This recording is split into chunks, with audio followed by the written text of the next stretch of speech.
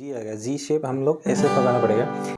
तो बार करेंगे हम इस फिंगर से, ऐसे पकड़ेंगे, ये हो गया जी शेप का सी। हे दोस्तों, welcome back to our channel. आज का वीडियो बहुत ही खास होने वाला है क्योंकि हम बात करेंगे एक बहुत ही इंपॉर्टेंट कॉन्सेप्ट के बारे में जिसका नाम है केज्ड सिस्टम इन गिटार। अभी कॉन्सेप्ट थोड़ा सा आप लोगों को ट्रिकी लग सकता है, लेकिन डोंट वरी, मैं आपको स्टेप बाय स्टेप समझाऊंगा। वेल, केज्ड सिस्टम एक ऐसा तरीका है जिसमें हम पूरा का पूरा फ्रेटबोर्ड घूम सकते हैं और डिफरेंट कोर्ड शेप्स को हम लोग याद रख सकते हैं। केज सिस्टम का मतलब होता है कि फ्रेटबोर्ड को 5 बेसिक शेप्स में डिवाइड किया जा सकता है। जैसे कि एक एक लेटर रिप्रेजेंट करता है एक एक कॉर्ड्स को, जैसे C A G E D, तो C रिप्रेजेंट करता है C कॉर्ड को, A को, G E D ऐसे ही रिप्रेजेंट करता है E D G E D chords को। So let's pick up the guitar and let's take some examples. जो C शेप है हम सबको मालूम है, लेकिन केज सिस्टम हम जब सीखेंगे ना, C शेप को हम ऐसे नहीं पकड़ेंगे, इसको हम ऐसे पकड़ेंगे। फिंगर पोजीशन हम लोग चेंज कर देंगे कि ऐसे पकड़ने से ही केज सिस्टम का पर्पस पूरा होगा।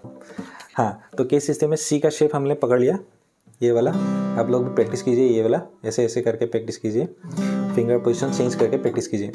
तो अभी क्या होगा कि C को हमने पकड़ लिया, उसके बाद आ गया कि ए को हम ऐसे ही पकड़ेंगे। फिंगर पोजीशन देख लीजिए, ए को हम लोग ऐसे पकड़ेंगे।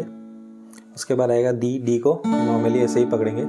उसके बाद आएगा जी को हम लोग ऐसे पकड़ेंगे। फिंगर पोजीशन हमने चेंज कर दिया, आप देख सकते हैं। हाँ, उसके बाद लास्ट में क्या रहेगा, ई हमको ऐसे नहीं पकड़ेंगे, ई ऐसे पकड़ेंगे। लेकिन हमने फिंगर पोजीशन क्यों चेंज किया अभी हम आपको बता रहे हैं। ये पांच कॉर्ड में ही पूरा का पूरा मेजर कॉर्ड्स का फैमिली ख़त्म हो जाएगा। देखेंगे हम कैसे देखेंगे। हाँ ठीक है, अभी सी का शेप हमने पकड़ लिया, तो सी का शेप को हम अगर यहाँ तक लेके आएंगे और ऐसे पकड़ेंगे, तो ये जो हमारा इंडेक्स फिंगर है, इंडेक्स फिंगर से हम लोग बार काटेंगे ऐसे। तो ये शेप हो गया एक। ये है ई मेजर हमको कैसे मालूम पड़ा, ये नोट क्योंकि ई है तो हम सी शेप पकड़ रहे हैं। सी का ये वाला नोट हमेशा रूट नोट होता है, हमको मालूम है। तो यहाँ पर जो रूट नोट हम लोग पकड़ रहे हैं वो ई है, तो ये कॉर्ड भी ई मेजर कॉर्ड हो जाएगा। तो आप लोग मैच करके देखिए ई के साथ, ई और ये वाला भी ई। लेकिन आप लोगों को प्रैक्टिस करना पड़ेगा, ये शेप थोड़ा सा टफ है, आप लोगों को प्रैक्टिस करना पड़ेगा। तो ये वॉइसिंग भी आप लोग यूज़ कर सकते हैं कोई भी गाने में। उसके बाद क्या होगा कि सी का हमने सीख लिया, तो सी ऐसे ही आप लोग मूव कर करके सभी कॉर्ड ऐसे पकड़ सकते हैं।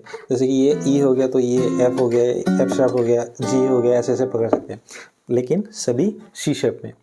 तो ऐसे आप लोग सब याद कर सकते हैं। उसके बाद नेक्स्ट आ गया ए शेप में क्या होता है। ए शेप तो बेसिक है, ये तो हमको मालूम है। ए जैसे होता है, ए यहाँ लेके आएगा तो ए शार्प हो जाएगा, तो ए शेप का ए शार्प है। जैसे यहाँ लेके आएगा तो बी हो जाएगा, ए शेप का बी, ए शेप का सी, ऐसे ऐसे हम लोग बजा सकते हैं। ए शेप का डी।